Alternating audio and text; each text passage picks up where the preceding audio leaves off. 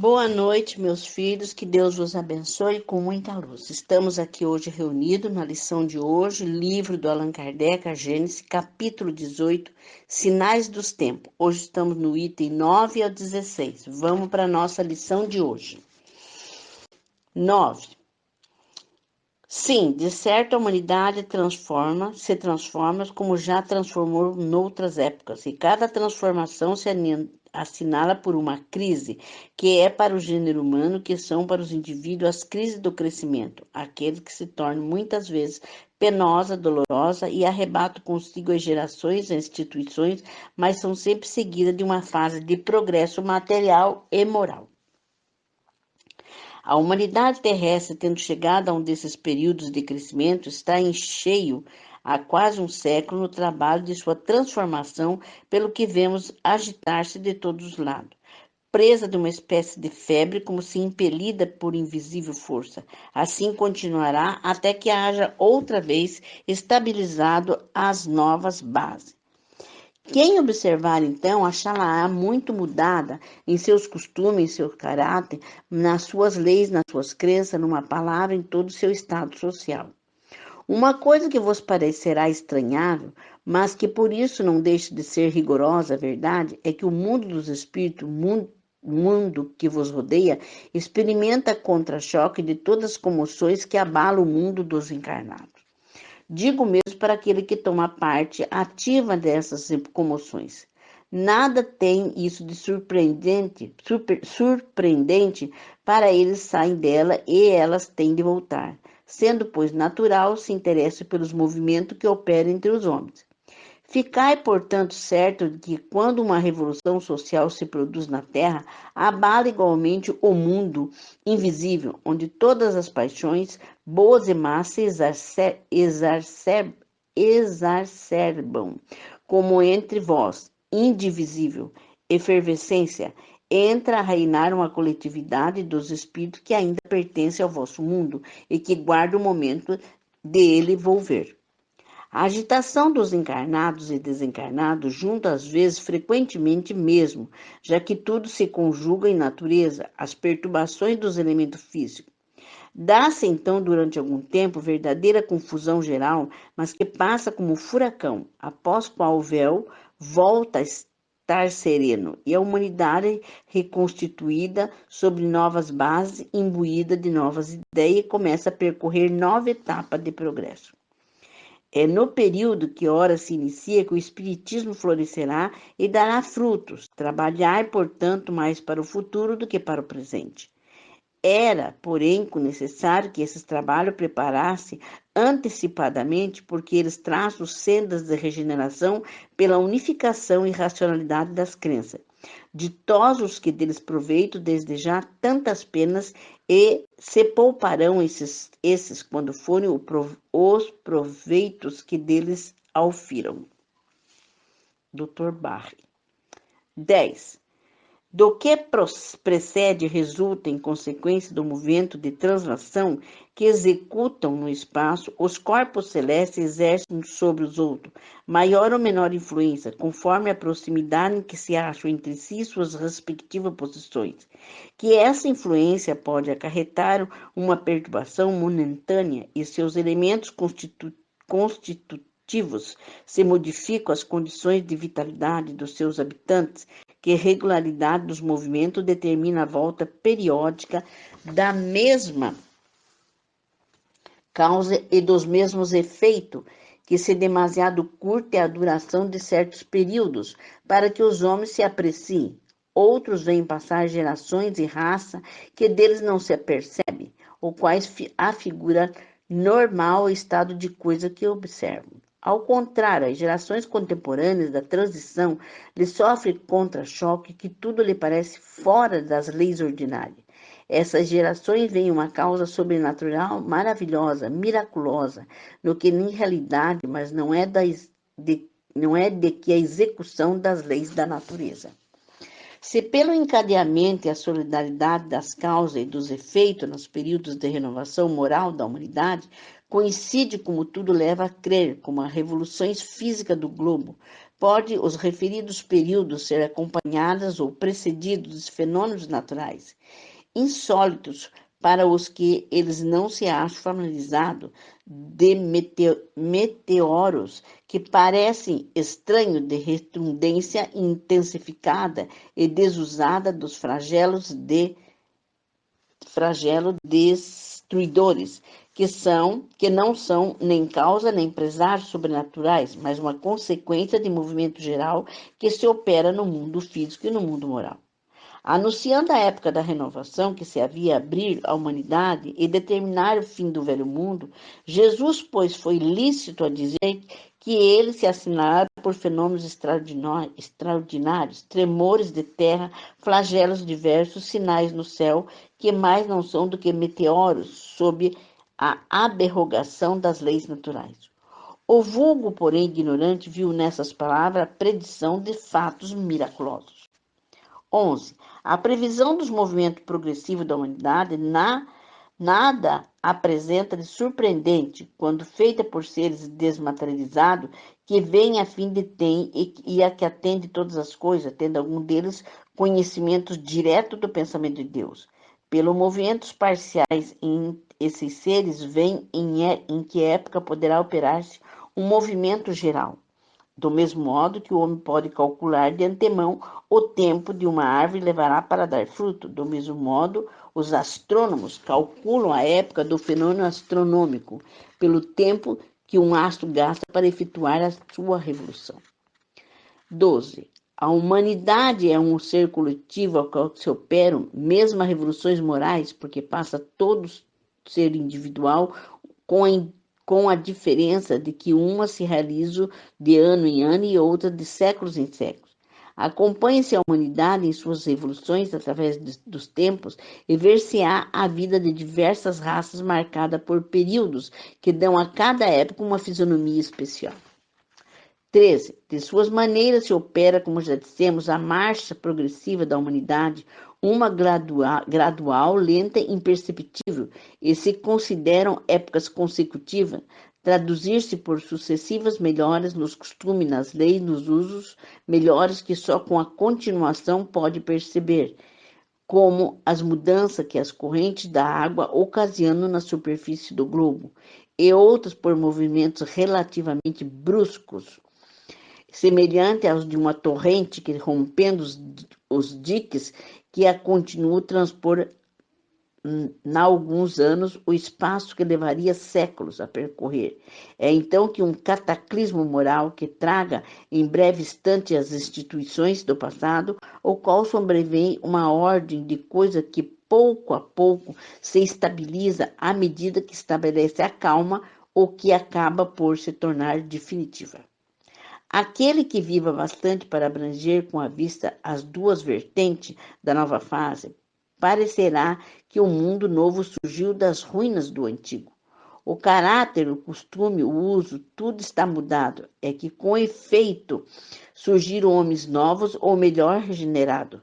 As ideias de geração que extinguiu levou consigo, deram lugar a ideias novas que desbrocham com a geração que se ergue. 14. Tornada adulta, a humanidade tem novas necessidades de aspirações mais vasta e mais elevada.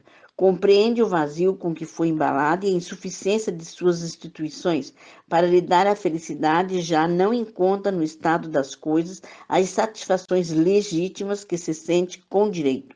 Despoja-se em consequência de faixas infantis, se lança impedida que por irresistível força para as margens desconhecidas em busca de novos horizontes menos limitados.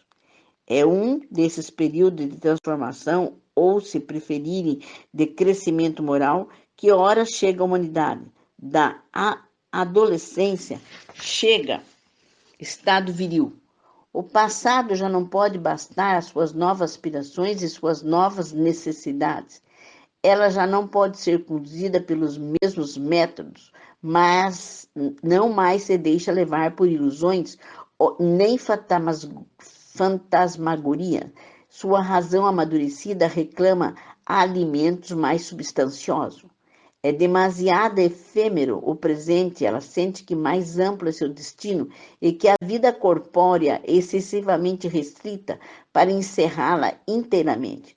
Por isso, mergulha o olhar no passado e no futuro, a fim de se descobrir um ou outro mistério da sua existência e de adquirir uma consoladora certeza. E é no momento que ela se encontra muito apertada na esfera material e que transbordante se encontra a vida intelectual, que o sentimento da espiritualidade se desabrocha no seio que o homem, que se diz filósofo, pretende encher o vazio com doutrinas do niilismo de materialismo. Singular aberração, esses mesmos homens que se intentam impedir para a frente a humanidade se esforçam por circunscrevê-la no acanhado círculo da matéria, donde ela anseia por escapar-se. Velando-lhe o aspecto da vida infinita, lhe dizem, apontando para o túmulo nec plus ultra. 15. Quem quer que haja meditado sobre o Espiritismo e suas consequências, e não a circunscreva à produção de alguns fenômenos, terá compreendido que ele abre à humanidade uma estrada nova e lhe desvenda os horizontes do infinito, iniciando-se no mistério do mundo invisível, mostrar-lhe o seu verdadeiro papel na criação, papel perpetuamente ativo, tanto no estado espiritual como no estado corporal. O homem já não caminha às cegas, sabe de onde vem e de onde vai, e por que está na terra. O futuro que lhe reserva em sua realidade, despojado de prejuízos da ignorância da superstição. Já não se trata de uma vaga esperança, mas de uma verdade palpável, tão certa como a sucessão do dia e da noite. Ele sabe que o seu ser não se acha limitado a alguns instantes de uma existência transitória, que a vida espiritual não se interrompe por efeito da morte, mas já viveu e tornará a viver o que nada perde do que haja ganho em perfeição. Em suas existências anteriores, depara-se com a razão de que hoje reconhece de que ele hoje, qual se fez a si mesmo, poderá deduzir o que virá a ser um dia. 16. Com a ideia que a atividade e a cooperação individuais, obra geral da civilização, se limitam à vida presente, nada foi e nada será depois em que se interessa ao homem o progresso ulterior da humanidade? O que lhe importa que no futuro os povos sejam mais bem governados e mais vistosos, mais esclarecidos, melhores uns para os outros? Não fica perdido para ele que todo o progresso, pois que deste nenhum proveito tirará? De que lhe serve trabalhar para os que hão de vir depois, se nunca lhe será dado a conhecê-lo, os seus pósteros serão criaturas novas, que pouco depois voltarão por suas vezes ao nada? Sob o domínio da negação do futuro individual, tudo forçosamente se amesquinha em insignificantes proporções de momentos da personalidade. Entretanto, que a amplitude, ao contrário, dá ao pensamento do homem a certeza da perpetuidade do seu ser espiritual. O que de mais racional e de mais grandioso, de mais digno do Criador, do que a lei segundo com a vida espiritual. E a vida corpórea são apenas dois modos de existência que se alternam para a realização do progresso. Que de mais justo há e de mais consolador é que a ideia de estarem mesmos seres progredir incessantemente primeiro pelas gerações de um mesmo mundo, de um mundo em um mundo, depois até a perfeição sem solução da continuidade. Todas as ações têm então afinidade, porquanto trabalhando para todos, cada um trabalha para si reciprocamente, de sorte que nunca pode considerar infecundos nem o progresso individual e nem o progresso coletivo. De ambos esses progressos aproveitarão gerações e as individualidades por vindouras. Por outras não virão a ser senão gerações em que a individualidade passada no mais alto grau de adiantamento. Bem, meus filhos, essa lição está falando da transformação da humanidade, né? Porque nós estamos aqui para ser transformado, tanto encarnado como desencarnado. Nós vamos chegar num parâmetro só, né? Que é ser espírito, porque nós somos espíritos, né? E nós estamos aqui no planeta de expiação para regenerarmos e nos colocar numa perfeição que Deus quer nós perfeito. Para isso, para nós sermos perfeitos, vamos reencarnar muitas vezes. Mas quando nós se damos conta que estamos num planeta que temos que ser regenerado, porque Deus está dando a oportunidade que mesmo no planeta de expiação nós podemos fazer a regeneração, que tudo aqui veio para evoluir. E o certo é nós evoluirmos de maneira que possamos, tanto na matéria como no espírito, estarmos equilibrados e tornarmos um adulto com suficiência de entendimento, tanto da matéria como espiritual. Está meio difícil isso no momento, porque o pessoal está vivendo mais a matéria. Mas se você é um ser inteligente, um ser que entende da espiritualidade, não deixe para depois, meus irmãos. Vamos procurar evoluir cada vez mais, né? Prestarmos atenção na nossa moral, prestar atenção no nosso dia a dia, ampliar os nossos horizontes para o bem maior, para amar o Criador e o planeta Terra, para que nós possamos aprender a conviver aqui com os outros, amando, vivendo, protegendo, iluminando, para que nós possamos ter um adiantamento moral e social junto e que nós, quando chegar nós, como indivíduo espiritual, nos apresentarmos a Jesus com a nossa missão cumprida. É o que eu acho dessa lição de hoje. Que Deus os abençoe com muita luz. Nesse momento, eu peço a Jesus que fluidifique as vossas águas, colocando o remédio necessário, a vacina necessária, os anticorpos necessários para que vocês sejam blindados em nome de Deus, para que esse vírus não os ataque, nem vocês, nem seus familiares. Peço a Jesus para fazer a visita necessária em todos os hospitais para que haja a cura de acordo com o merecimento de cada um, mas que tudo seja feito, Senhor, segundo a tua vontade. Peço nesse momento pelo grupo médico que sejam todos protegidos, os médicos, enfermeiros, ajudantes, os técnicos, que sejam todos envolvidos na luz maior, que sejam blindados para que esse vírus não os ataque, que sejam protegidos e revigorados. Peço também, Jesus, que o teu semblante, a tua face, esteja sobre todos esses médicos, enfermeiros e técnicos, para que os nossos irmãozinhos, ao partir, sintam a tua presença. Também vos peço por todos os irmãozinhos que já partiram, que sejam levados para as escolas espirituais, para os hospitais e que sejam prontamente atendidos. Também vos peço pelo grupo da Aneluz, para a corrente da Aneluz, os filhos dos exércitos, que sejam protegidos, avaliados nas suas missões, que tenham o progresso necessário, cada um, que olhe cada um a sua missão, que aproveite todos esses estudos para a evolução espiritual. Filho dos exércitos na tua luz. Também peço neste momento, Senhor, pelo nosso planeta Terra. Peço neste momento para que o grupo da Uniluz se solte no universo e vamos dar as mãos e vamos circular o planeta Terra e vamos vibrar muita luz, mas muita luz, para que o planeta Terra fique livre de todas essas forças negativas, tanto o planeta Terra como a humanidade. Pai nosso que estais no céu, santificado seja vosso nome, venha a nós o vosso reino, seja feita a vossa vontade, assim na terra como no céu.